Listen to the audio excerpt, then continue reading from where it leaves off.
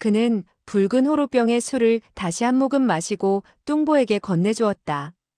뚱보는 가부좌를 틀고 앉아서 암암리의 공력을 운기하고서 다시 한 모금의 술을 마셨다. 석파천이 아무렇지도 않은 듯 꿀꺽꿀꺽 술을 들이켜는 것을 보고 뚱보는 더욱 놀라 마지 않았다. 뚱보와 홀쭉이는 서로의 얼굴을 쳐다보았으며 얼굴에 놀람과 의혹의 빛을 띠었다. 두 사람은 절정의 무공을 지닌 고수였다.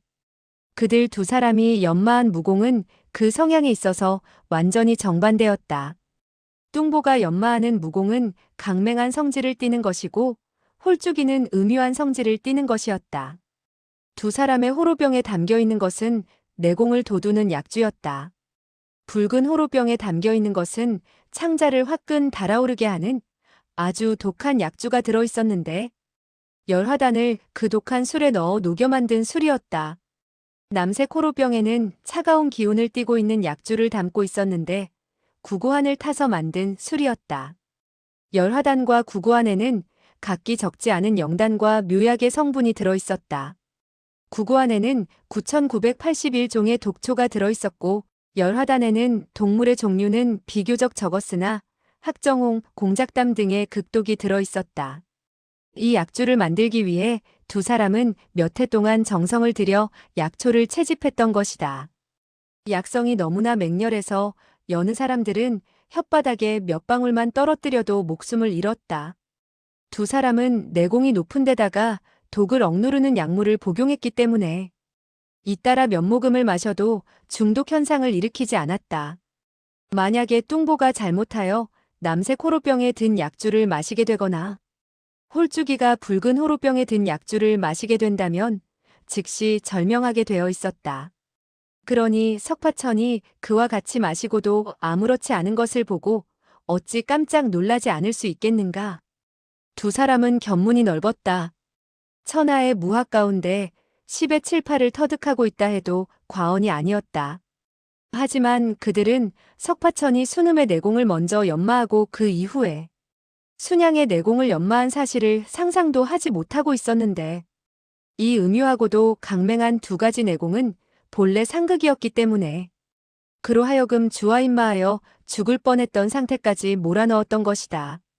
공교로운 기연으로 두 가지 내공은 서로 상부상조하게 되어 한 덩어리로 녹아나게 되었고 그 결과 그의 공력을 크게 증진시키는 결과를 가져온 것이다. 그 후에 그는 대비노인에게서 얻은 나한복마공을 연마하게 되었고 거기다가 정불삼의 약주로 음양의 두 가지 내공이 하나로 뭉칠 수 있었다.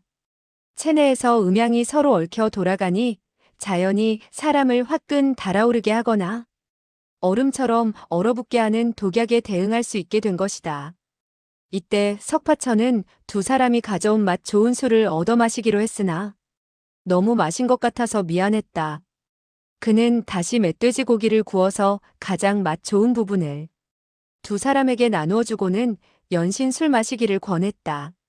두 사람은 석파천이 독주를 많이 마셔도 끄떡하지 않는 것을 보자 누구의 내공이 훌륭한지 대결해보자고 도전해 오는 것이라고 판단했다. 두 사람은 패배를 시인하고 싶지 않아 억지로 한 모금씩 한 모금씩 술을 마시게 되었다. 그들은 석파천이 모르게 술 안에 든 독약을 억누를 수 있는 알약을 입안에 넣곤 했다. 두 사람은 눈 한 번 깜빡이지 않고 석파천을 주시했다. 확실히 석파천이 해약 같은 것을 먹지 않았다는 것을 인정할 수 있었다. 그들은 석파천이 훌륭한 신공을 지니고 있는 것이 틀림없는 것 같은데 도대체 어느 문파에서 이와 같은 젊은 영웅이 나타난 것일까 하고 궁금하게 여겼다. 뚱보는 석파천이 한 모금의 술을 마시고 다시 붉은 호로병을 자기에게 내밀자 손으로 받고서 입을 열었다. 소영제 내력이 그토록 훌륭하다니 탐복했네. 그런데 소영제의 존성대명은 어떻게 되는가? 석파천은 눈살을 찌푸리며 말했다. 이는 정말 제가 가장 머리를 아파하는 일이외다. 사람들은 나를 보고 석가라고 하지 않으면 이름을 묻곤 하는데 저는 석가도 아니고 이름도 성도 없소이다. 그는 슬쩍 뚱보를 한번 쳐다보고는 다시 말을 이었다.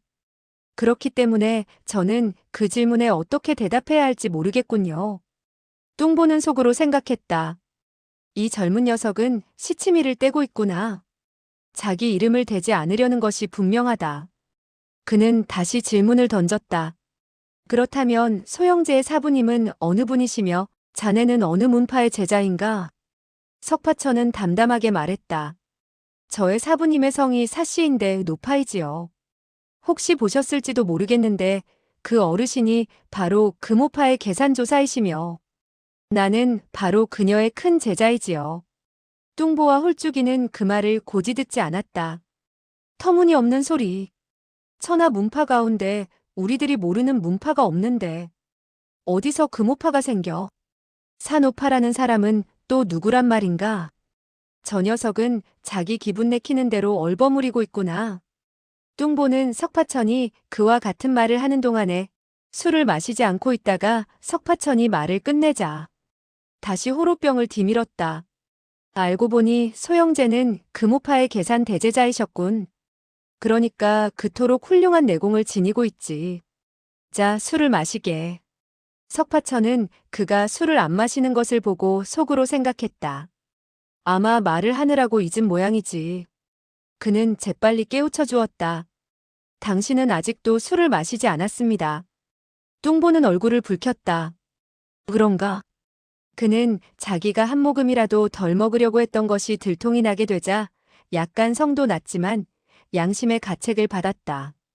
사실 석파천은 호의로서 그가 한 방울이라도 맛 좋은 술을 덜 마시게 될까봐 깨우쳐 준 것에 불과했다.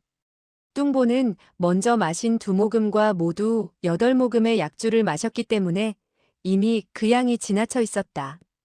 다시 먹었다가는 약물에 의해서 독이 제압된다 하더라도 몸에 큰 해를 입을 판이었다.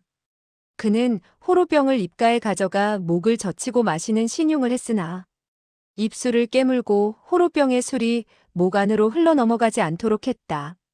뚱보의 그와 같은 수작을 홀쭉이가 어찌 모르겠는가? 그 역시 똑같은 수법으로 호로병의 술을 마신 척하고 자기의 남색 호로병을 석파천에게 내밀었다. 이와 같이 주거니 받거니 하는 사이에 8할 정도 채워져 있던 약주 가운데 10중 8구는 석파천의 뱃속으로 흘러들어가게 되었다.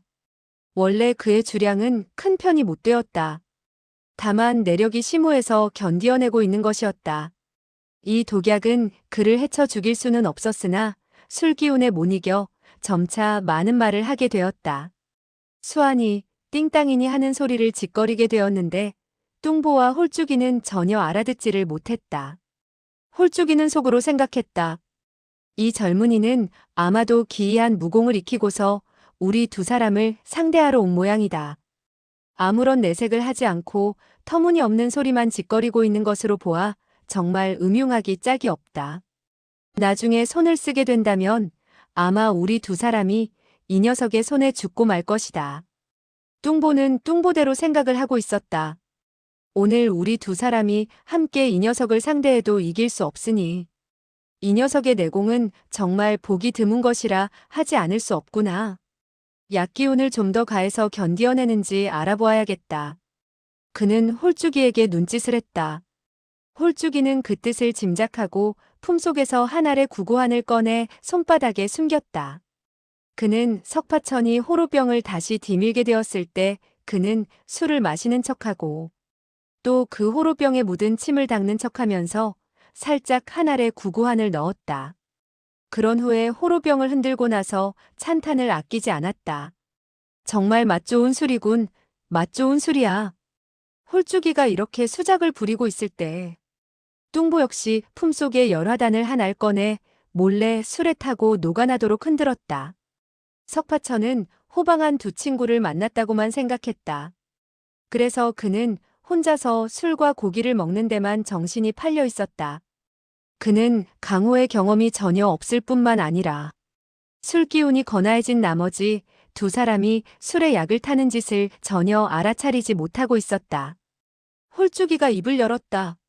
소영제, 호로병에 술이 얼마 남지 않았고 또 소영제의 주량이 뛰어나니 한숨에 마셔버리는 것이 어떤가? 석파천은 웃으며 응했다. 두 분이 이렇게 시원시원하게 행동을 하시니 저도 더 사양하지 않겠소이다.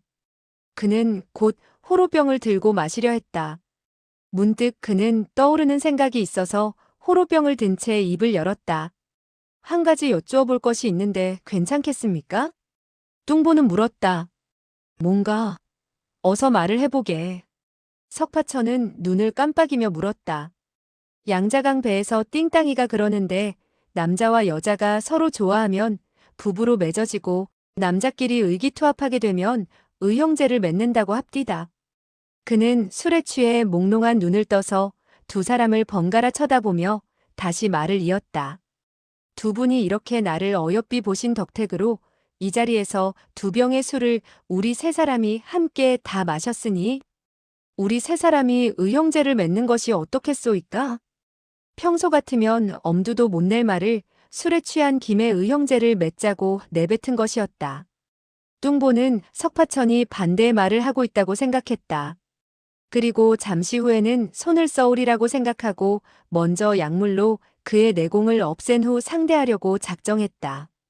물론 광명정대하지 못한 행동이었지만 상대방의 공력이 하도 심오하니 어쩔 수 없는 노릇이라고 생각한 것이다.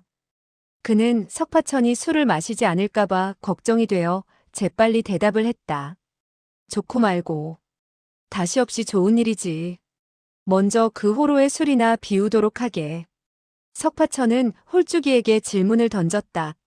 나으리의 생각은 어떠신지요? 홀쭉이는 기침을 했다. 좋은 의견일세. 소영제가 그와 같은 생각을 했다니 하는 말인데 사실 우리도 바라던 바일세. 어흠. 석파천은 정신이 몽롱하기만 했다.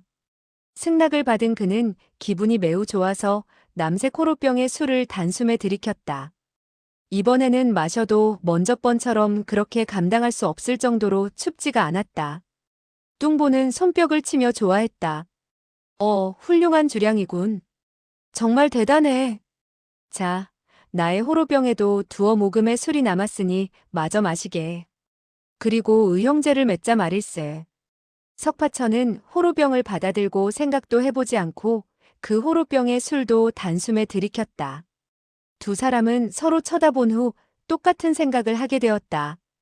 우리는 술을 빚을 때 구고안이나 열화단 한 알로 6호로의 술을 만들었고 한 호로의 술을 한 달간 마셔야 할 뿐만 아니라 매일같이 운기행공하여 약기운을 서서히 해소시켜야만 별 탈이 없었다. 그런데 이 녀석은 우리 두 사람의 1년치를 단숨에 들이키고 말았으니